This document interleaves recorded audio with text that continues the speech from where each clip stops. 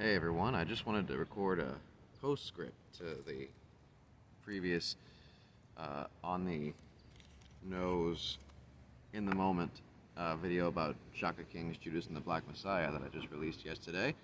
I don't usually get feedback on the videos that I produce for this channel, but that video, I don't know why, it got some surprising feedback from some surprising quarters on Reddit, I think. I'm not one to draw correlations, but I think it's funny that both of the people, rather, that had a lot to say about these videos, not to say that their criticisms, what criticisms there were, weren't valid, but that they both came from, the places on Reddit where they tell you not to go if you want to preserve your brain cells. None of that's really important, honestly. Just, let's just go ahead and put it out there, brass tacks.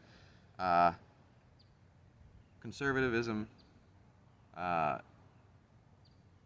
republicanism, that whole school of thought, it's basically a death cult now, and it's going to be condemned to the dustbin of history very quickly, I think. Anybody who has any fear about the progressives or, the left, or however you like, because they're turning society into something ugly and more accepting and all this, and you're worried about the vile strain of identity politics and so on. Your opinion is basically worthless. I'm sorry, it just is. It just doesn't matter, and it really shouldn't matter to anybody, honestly. So they had an issue with my smoking as well, which is why I'm smoking more. But really, I wanted to go ahead and talk about a few things that I considered in the video, or since I made the video. This is well unscripted, I do typically prepare scripts for the things that I do, but for these, I kind of like to just go off my immediate reactions. So, I was considering the framing of Judas and the Black Messiah last night, in comparison to the other revolutionary films that I had mentioned, and I wanted to go ahead and draw out more of the connections between those films, aesthetically speaking, to explain myself, so to speak.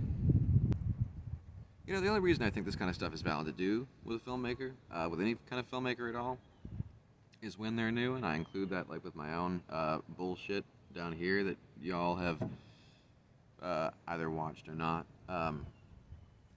Because with your first three films, they always say, no matter how unique the thing is that you're doing, you're going to find yourself using a lot of your influences in the work. Because we all start off by imitation in some way or another, and I don't know if these comparisons were conscious or anything like that, but I do think that they're interesting to note. The film, I think, and its approach to Fred Hampton as a figure is very interesting, because the film,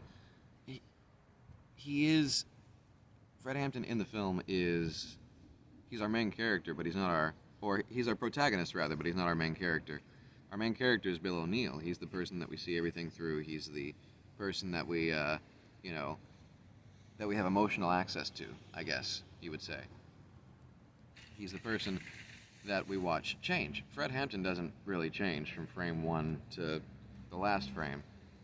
He's assured of himself, his positions. He never has a moment of doubt, really. And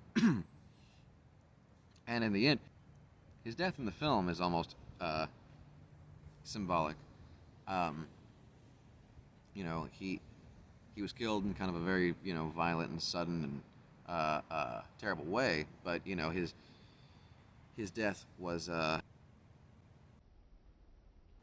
one of those moments in history, and the film makes that clear. And this, I think, is very similar to the approach that Steven Soderbergh took with Che. And what I mean by that is that both of these films share a very objective view of their subject. there's not really a lot of interiority, I think, to their view of, respectively, Che Guevara or Fred Hampton. We're seeing them from afar. We're seeing the effect that they have on other people. And at the very least, I'm including part one of Steven Soderbergh's Che duology here.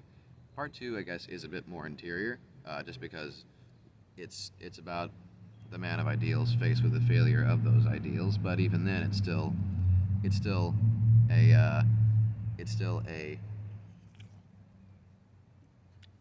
it's not a hagiography, but it is still very far back. Yeah, they're both very similar in that way. In Steven Soderbergh's Che, you are seeing the effect that he has on people, and really the only glimpses that you have into his inner mindset is through the juxtaposition of, his interview segments, I guess, with what we're seeing him do in what I guess is the contemporary narrative. In Judas and the Black Messiah, it's much the same, but like I said, the difference is that our emotional standpoint is Bill O'Neill, who is interesting in that way because he's a much more flawed character. He has no moral allegiances. He's an opportunist. And that's one of the better. That's one of the great things about the narrative in the film. I also think too, it's ironic that the film is called Judas and the Black Messiah because it does treat Fred Hampton in its own way as a very, messianic figure. Because like I said, he's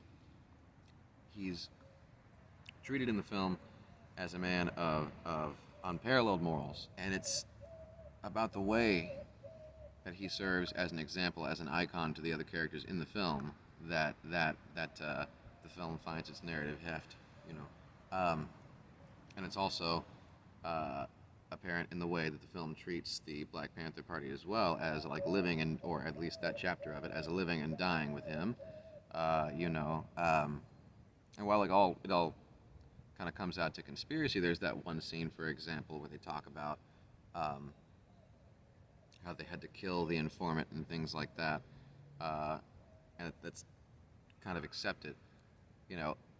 Everything tends to kind of fall into disarray and violence when he goes to jail, because they lack his moral standpoint. Same thing for Che as well in that film,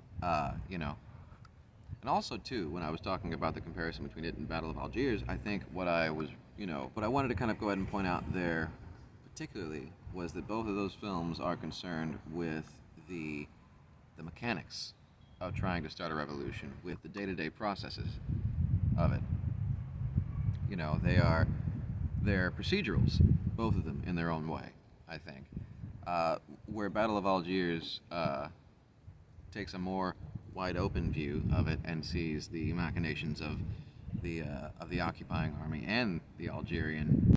This film stays primarily with the Panthers. We do get those glances at what the FBI is doing with Bill O'Neill and so on, but both of these films, they take a very procedural mindset to seeing how a revolution springs up and how it can fail as well. With both cases, Battle of Algiers and this film are depicting revolutions that, at least in the immediate sense, failed, although later had some success. And about the politics of it. And they both approach the politics of it in their own way, but of course both films are also about very similar sets of politics. Which I think is very important to note. Identity politics, yeah. There's a certain subsect of the audience that watches these videos, all four of them, that just turn the video off and threw their phone into a lake. I think this stuff is important to note because, I believe Judas and the Black Messiah, it's too early to tell for certain, of course, but I do believe Judas and the Black Messiah is going to be an important film, at the very least, within a particular niche, if not overall. Much in the same way these films have. And I believe that it's important to know exactly what kind of narrative it is and why it's so effective. So, there's that. You know, I also think it's important to go ahead and say outright, if it wasn't clear before in the previous video, to those who are watching, I am plainly pretentious, and I'm a filmmaker with very, very, very far-left politics. I vacillate between calling myself a communist, a socialist, or however you like on any given day, but it's that end of the spectrum that I sit on, you know. And I enjoy films about those kind of politics because ultimately I enjoy films that are about humanitarian causes, and I've never seen any proof that there's anything remotely humanitarian on the other end of the spectrum. The other end of the spectrum is basically, has always been, I mean, at the very least within the last 50, 60 years, a death cult.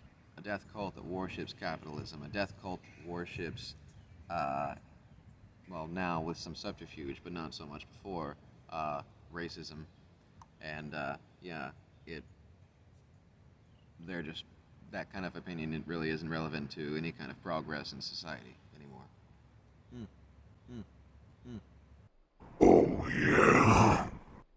I would also suggest reading material if, you know, if you're into, or if you want to get into, you know, I guess you would call it socialist cinema or far left cinema if you don't want to define it too closely as being socialist. I would definitely suggest, along with these films, I would suggest watching Sorry to Bother You by Boots Riley, which is a lot more surrealist and a lot more comedic, but, you know, Boots Riley, along with his, you know, with the coupe and stuff like that, has always been a far-left socialist musician and artist, and his work is fantastic. And Sorry to Bother You is just as vibrant and just as angry. It goes in a different direction, and it's a lot funnier. But yeah, you know, it's great fucking stuff. And it's also got Lakeith Stanfield as well.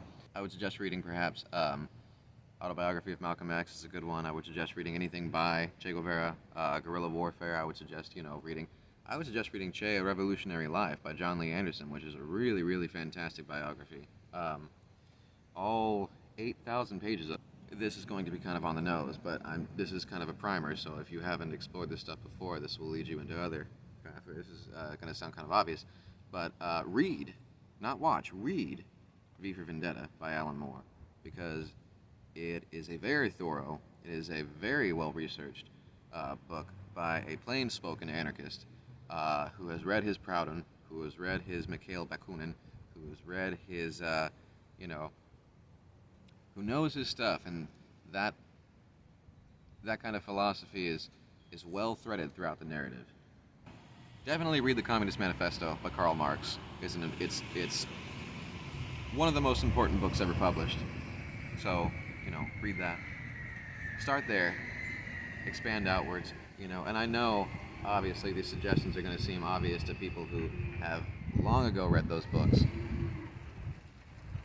But, you know, if there are people out there that haven't explored this segment of political thought, then hopefully this stuff will be, you know, a worthwhile introduction to that kind of stuff, you know.